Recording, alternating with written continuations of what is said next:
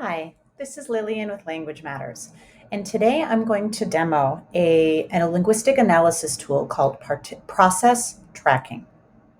And the reason we'll do this is to get a close-up look at how authors build the language of a certain tone in the passage, specifically related to how we understand a group of characters. I want to warn you that the content is quite violent. The author tackles police brutality, and it's precisely for this reason that we want to do a close-up analysis of it, because that way we can help our students as readers understand how authors use word choices to build up the way they interpret and think about a certain group in society. So that's why I've chosen this passage. There's going to be 3 steps that we take to do this work. The first is going to be, as we go through and read, we're going to look at all of the verbs or the processes that are related to the police officers. So in this passage, there's the police officers, but there's also Emilio and the older brother who is having the seizure. Once we go through and we circle, we're going to group them by their category. And as you see on the screen, we have 5 process types: doing, saying, sensing, being, and existing. We'll see which ones the author uses in this passage. Once we go through, we're going to sort of examine or analyze what those words tell us about the police officers, and then we're going to just write that down and say something about it. That's our claim, and that's where the real inferential thinking will take place. Let's get started. So I go over here, I get my pen tool. Of course, we're in Miro. And we're just going to start reading, and I'm going to do some of that circling. So we're in the first section. "Get out of the way," said one of them, okay, pushing Emilio to the side as soon as he saw Tony lying on the floor with the knife in his hand. The officers rushed into the kitchen to control. Control, that's another process.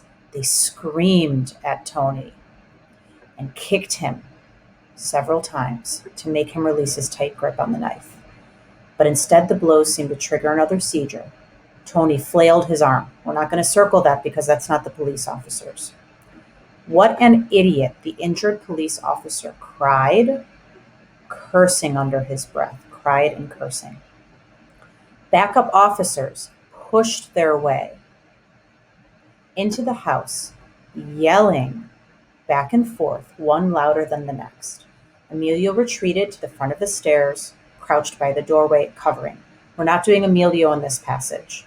Emilio's eyes are glued to the scene. Jose, the twin, shouted to the commotion, tried to explain. Adding to the mayhem, a tall officer stormed into the house. So stormed is another one. She drew her gun. Oh my gosh, so violent. Drew her gun. Aimed it. So drew and aimed. "Don't shoot," someone ordered, okay? Ordered, that's also a police officer. "Handcuff the guy, take him in, charge him with assault on a law enforcement officer."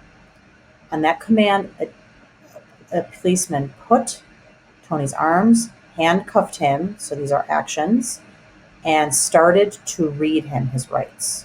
Okay. We've done step 1. We have gone through and looked at the police officer language, all of the things that they did. Okay, so now let's go over step 2 is to categorizing them: doing, saying, sensing, being, and existing. So we certainly see a lot of action, a lot of doing. Okay, so I'm just going to start to build out. Oops, go over here. I'm going to start to add a few more.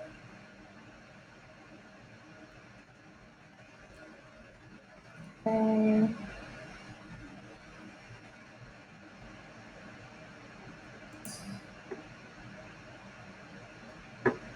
Right, let's bring those down. Okay. So let's see all of the doing words that we have here. Pushing. Rushed.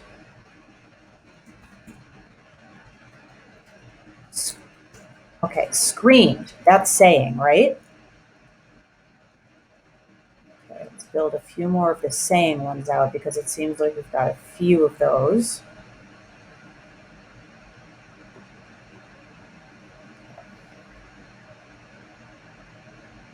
So, screamed, kicked, control the situation. Control is such an important process word that we associate with law enforcement, that they control. Pushed again, pushed way into the house, stormed. All right, we also have cried and cursed. Cursed, cursing, drew the gun.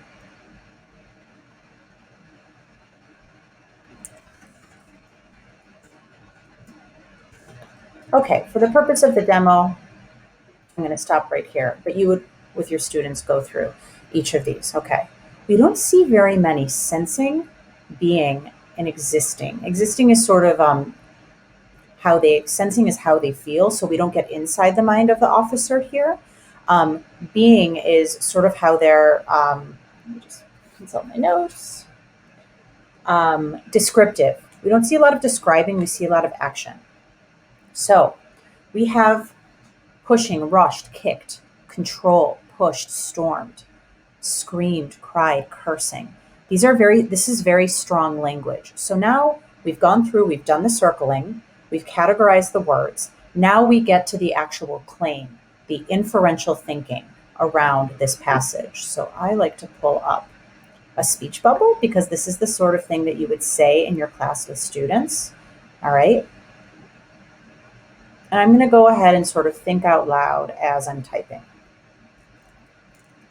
The author uses strong language to show the police officers in this moment. They use doing words like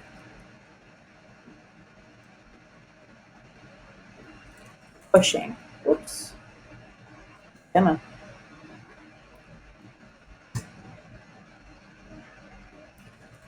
Pushing, kicked, stormed, drew a gun. They also use strong saying words like screamed, hurting, yelling. Okay. So the point here is that this level 1 analysis is that we are making associations, or we're trying to come up with a descriptive word, strong language, violent language, to make a claim about the word choices the author used. Now it's here where I call the level 2 analysis, or the inferential thinking. And I would start that with a sentence frame. These words make me think. Oops. The author is building a tone of intimidation, right? So the strong words create a tone of intimidation in the story. I feel scared for Emilio and his family, okay? Another way to put that is I would think, or I infer, that Emilio feels scared with this. So again, I've chosen a passage that describes police brutality. And because we're looking at the language, because the language choices matter that the author uses, we're not staying really at the surface. We're going right into the text evidence to see how police intimidate in a moment of brutality, such that students can make an inferential claim about how this feels to the family being present right there.